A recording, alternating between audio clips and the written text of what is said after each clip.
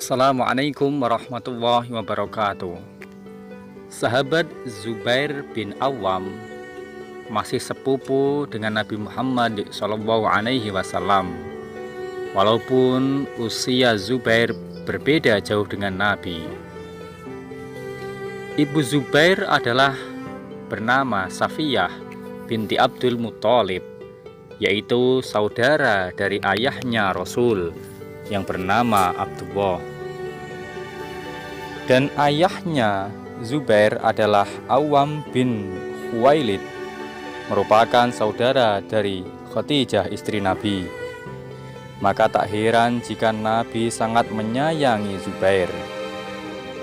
Zubair telah memeluk Islam pada masa-masa awal Islam, didakwahkan ketika Zubair masih berusia 12 tahun.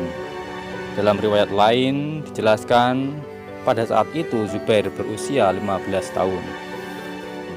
Oleh karena itu, Zubair termasuk dalam kelompok sahabat As-Sabiqun al-Awwalun, yaitu kelompok yang memeluk Islam di awal-awal, yang memperoleh pujian langsung dari Allah Subhanahu wa Ta'ala dalam Al-Quran.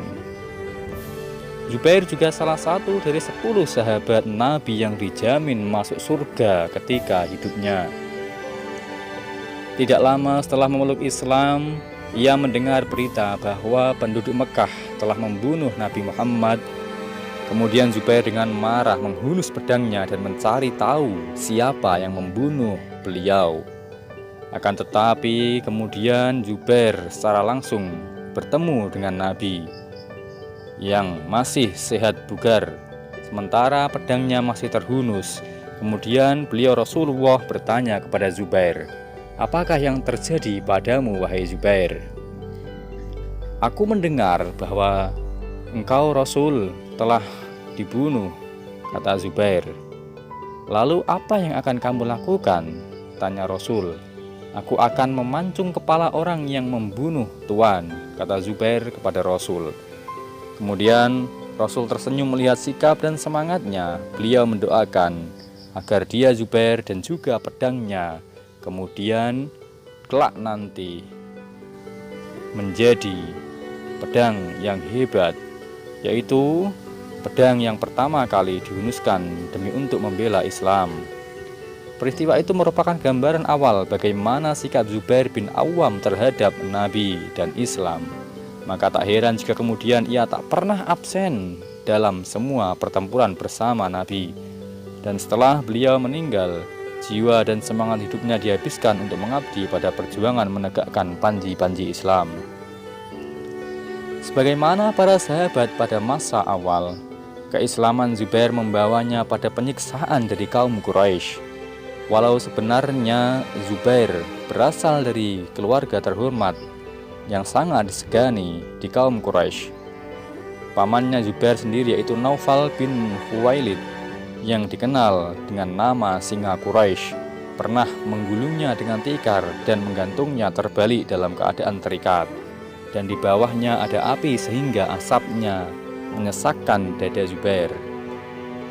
Berbagai siksaan ditimpahkan oleh kaum kerabatnya sendiri yakni kaum Quraisy, akan tetapi semua itu tidak mampu mengembalikannya ke agama jahiliyah. Dalam arti Zubair tetap teguh pada keislamannya. Karena makin kerasnya tekanan dan siksaan yang ditimpahkan kaum Quraisy pada orang-orang yang memeluk Islam, Nabi Muhammad mengizinkan mereka untuk berhijrah ke Habasyah, dan Zubair termasuk di antaranya. Raja Habasyah yaitu Najasyi memberikan perlindungan kepada kaum muhajirin ini dan memberikan kebebasan untuk melaksanakan ibadahnya sendiri. Hal itu menimbulkan sekelompok orang melakukan pemberontakan, tidak setuju dengan sikap Raja Najasyi tersebut.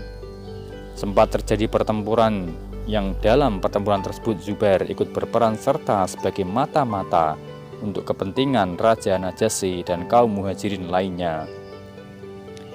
Jika ternyata Najasyi kalah, tentu saja ia Zubair harus segera memberitahukan agar kaum muslimin bisa segera meninggalkan bumi Habasyah.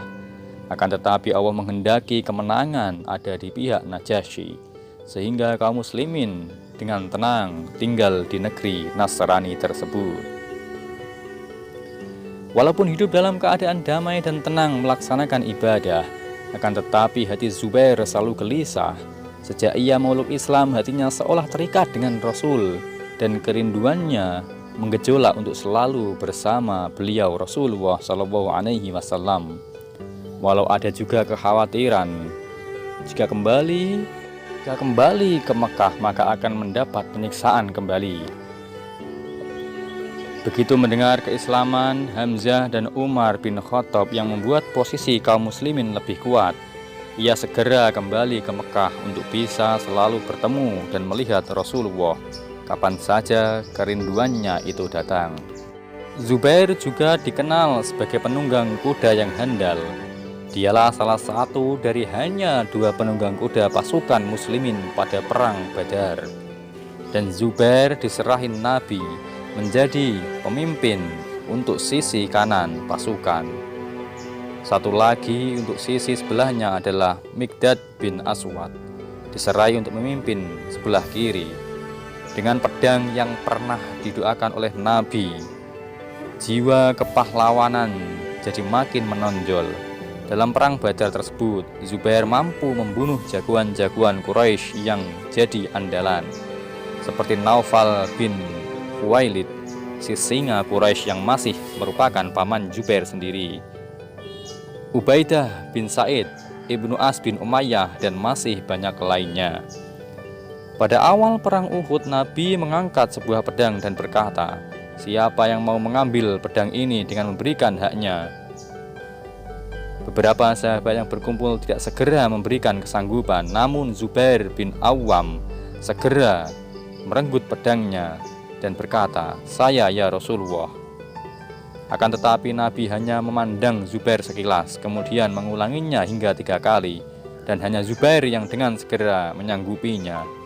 Namun demikian beliau tidak menyerahkan pedang tersebut kepada Zubair. Ketika Abu Dujana yang menyanggupinya, beliau langsung menyerahkan pedang tersebut. Ini bukan berarti Nabi tidak mempercayai Zubair.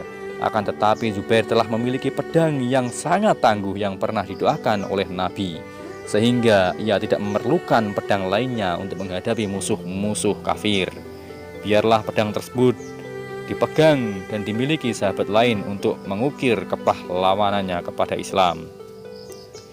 Pada perang Uhud itu pula, pemegang panji kaum muslimin yaitu Zubair mengalahkan pemegang panji kaum Quraisy. Kaum musyrik Tolhah bin Abu Tolhah menantang duel, tetapi tidak ada yang menyambutnya, sehingga dengan congkaknya ia meremehkan pasukan muslim. Ia memang seorang jagoan Quraisy yang perkasa, tetapi segera saja Zubair keluar menyambut tantangannya. Ia berhasil meloncat ke atas belakang unta Tolhah, dan mereka jatuh terguling di atas tanah. Zubair berhasil membantingnya, kemudian membunuhnya dengan pedang kesayangannya, pedang yang pernah didoakan oleh Rasul tersebut. Nabi memuji ketangkasan Zubair tersebut, dan beliau bersabda, tiap Nabi itu mempunyai pembela, dan pembela dari Nabi Muhammad adalah Zubair. Begitu juga dalam perang Khandaq, saat itu Naufal bin Abdullah bin Muwairah dan Al-Makhzumi menaiki tempat yang tinggi kemudian menantang duel kaum muslimin. Nabi sempat menawarkan pada salah seorang sahabat untuk melayani tantangan tersebut, dan ia menyanggupinya kalau memang diperintahkan. Tetapi kemudian Nabi melihat keberadaan Zubair bin Awam, beliau bersabda, "Bangunlah kamu ya Abu Safiyah, pergilah kepadanya." Majulah Zubair menghadapi Naufal. Mereka beradu kekuatan, saling merangkul dan berguling di tanah. Nabi menyatakan bahwa siapa yang jatuh ke bawah terlebih dahulu, dialah yang akan terbunuh. Beliau berdoa dan diamini oleh sahabat-sahabat lainnya. Tak lama kemudian Naufal jatuh dan Zubair jatuh di atas dadanya. Zubair segera membunuh Naufal dan kemenangan pun di tangan Zubair. Demikianlah kisah singkat dari sahabat Zubair yang pemberani, yang merupakan pembela dari Nabi Muhammad SAW.